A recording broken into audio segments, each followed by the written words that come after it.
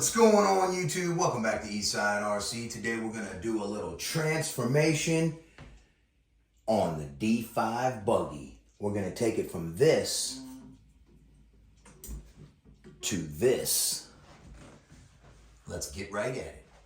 All right, first we're going to get these off. These wheels and tires, y'all, I'm just not fond of, okay? They are too tall and they trip the car up for the type of driving that I do, you know? And they're bead locks on one side and glued on the other. Does that make any sense? Of course not. It makes Chinesium sense. This was a trial and error thing, and I tried to fit it at first, and I was like, oh, this isn't gonna work. And then I was in bed last night, and it dawned on me when I was thinking about RC stuff like I do when I fall asleep at night. And I said, you know what? I know what needs to be done, son. So I got up, stayed up till like 3:30 in the morning, and I come up to this conclusion that works. So I want to share with you guys what I found. So if you guys want to do this modification, you can do it as well without any headache of figuring what the heck is going on. All right, so here's the components that we're using. Here's the wheels and tires. These are the zero growth wheels and tires from Fearless RC. And here is the part number for the bead locks, and here's the part number for the wheels and tires. I could have that reversed. It was late when I laid this out. All right, so, and here's these wheel nuts. Y'all know that I like to use the Jaffa USA. Okay, so, and you're also gonna need some Baja hubs, and this is where it's gonna get serious, so pay attention. All right, y'all, this is the stock Rovan D5 hub here, and here is the extended Baja hub, and here is the extended Losi hub. Now, if you notice, these are the same distance, okay? That's going to get you away from this enough so that you can turn, but the problem is the pin placement. Look at the pin placement. Look at the pin placement here. If you stick these on here and try to use these with Baja wheels, it's not going to happen because these threads are too long, because Losi wheels are thicker than Baja, and this pin placement is not going to be right, so you're going to need to back this with a bunch of shims. So how do you solve all that problem? Well, you solve it with a Baja rear extended axle, extended hub for the front of this buggy. All right, so you're going to take you're going to take a rear extended Baja hub, and you're going to put it on the front here. And you got to drill this out because this is originally a 4mm, and so you're just going to drill it and take it to 5mm, which I've already done. All right, so let's get this off, and we're going to get this installed.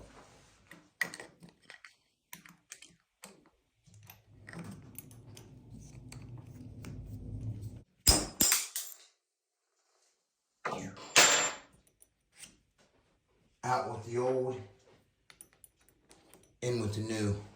Now what I like to do once I got this up here is go ahead and run my drill through, make sure it's all good, nice and smooth, which it is. Ready for the pin, son. Oh, look at that. In there like swimwear. Nice, tight and right. Look at that. Perfect, son. Now, put your ample amount of Loctite on that screw right there. Okay, guys. Now, for this deal here, same thing. You cannot use the Losi hubs for back here. Okay? You have to use Baja standard stock rear hubs. Notice the pin placement, exactly the same. No shims will be needed. There will be no play. It will fit perfect, clean and neat, and tight and right. We're going to have to drill this out as well, okay, because this is 4mm. So we're going to have to take that into consideration.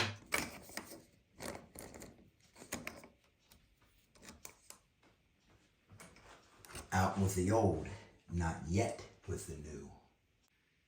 All right, let's drill this out. You don't have to do as I do. You can use oil. This is just a junk bit.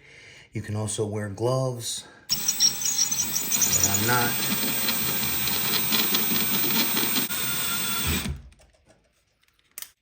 Get started on the next one.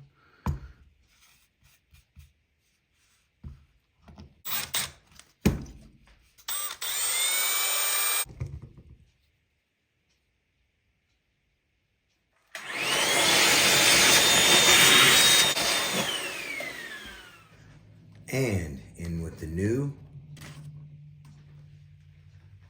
and give her a ream too.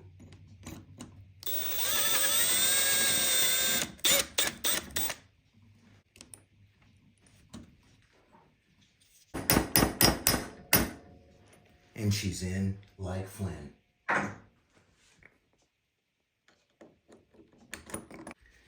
Now it's time for some bead locks.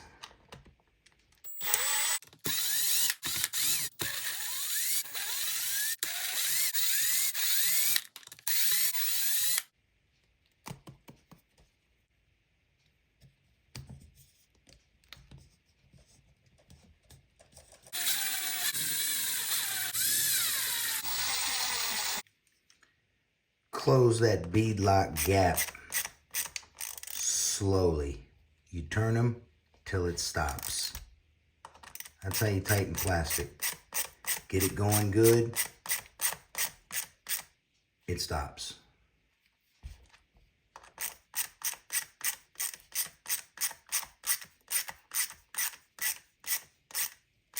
Okay, before we can put the front wheel on, there's one thing that needs to be addressed, and that is this washer right here.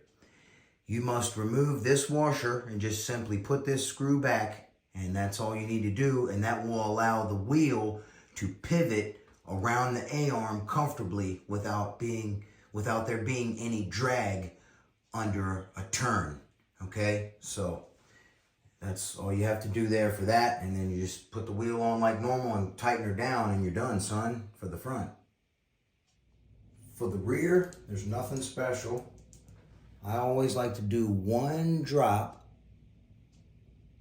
of CRC 656 on the aluminum, because you're tightening down aluminum to aluminum. Never ever use Loctite on your threads right here. And you do not need to use a breaker bar to crank the thing down either. You buy good lock nuts that have nice knurling like that. That is what's locking down.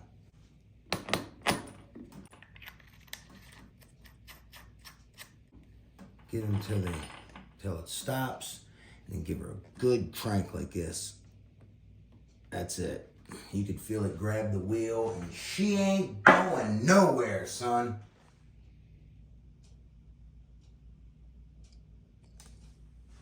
Yes, sir. I love this look. Now let's check out the pipe.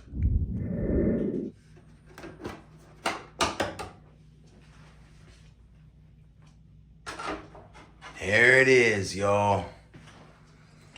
Yes, sir. You can see my mount here. I made a little L-shaped bracket and then clamped it down with my clamp. And has a heat shield here.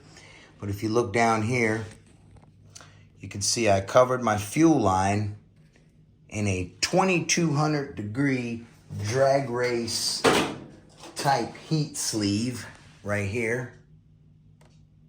Cool It products. Oh, cool it, son. Better cool down.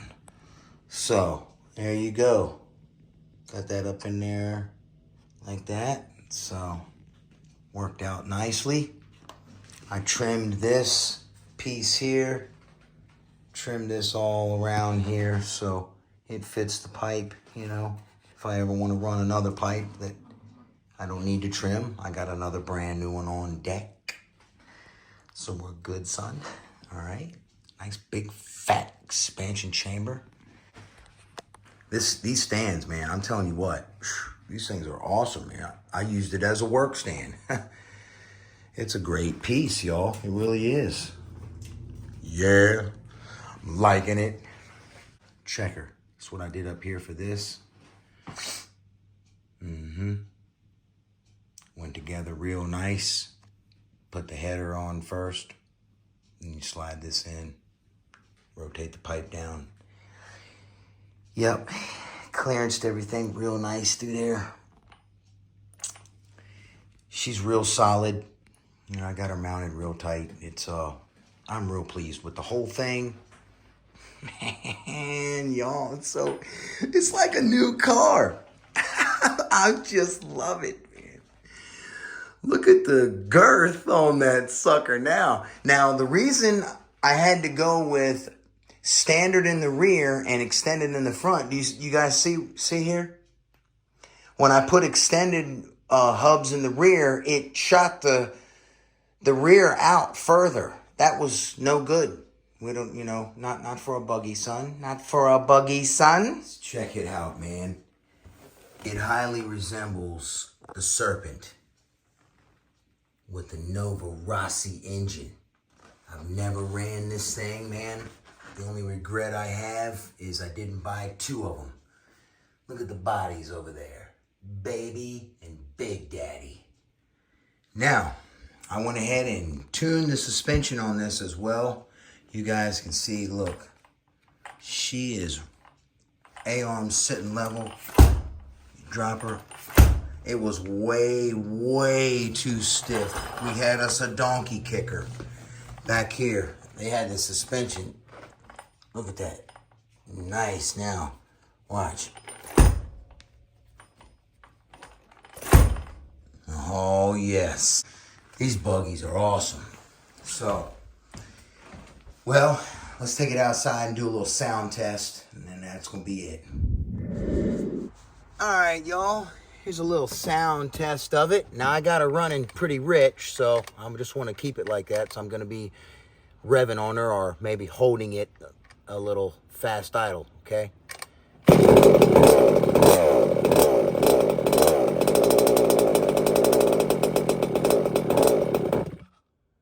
See, got her pretty rich.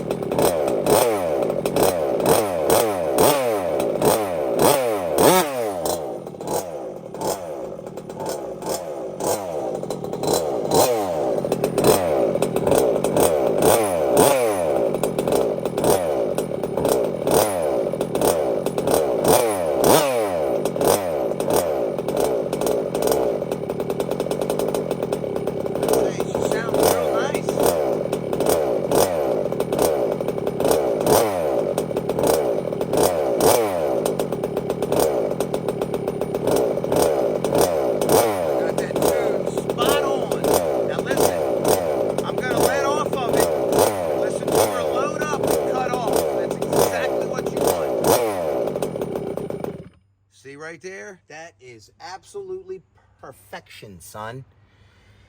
I couldn't be more than happy. And you know what else I couldn't be more than happy with? Woo! Castor 927. Can you smell it?